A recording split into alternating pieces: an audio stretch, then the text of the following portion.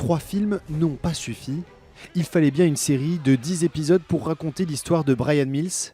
Suite à la perte de sa sœur, cet ancien des forces spéciales va être recruté par la CIA pour mener des missions ultra secrètes.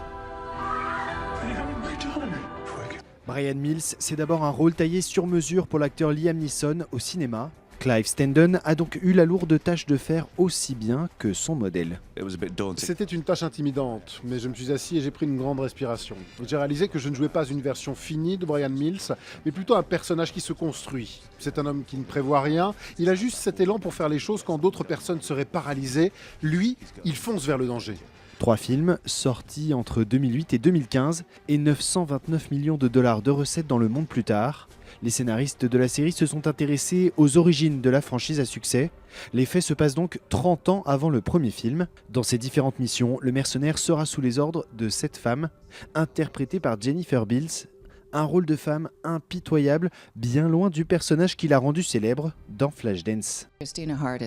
Christina Hart est tellement déterminée, ce n'est pas vivifiant, mais c'est excitant de pouvoir apporter une touche de féminisme dans ce domaine qui est typiquement masculin.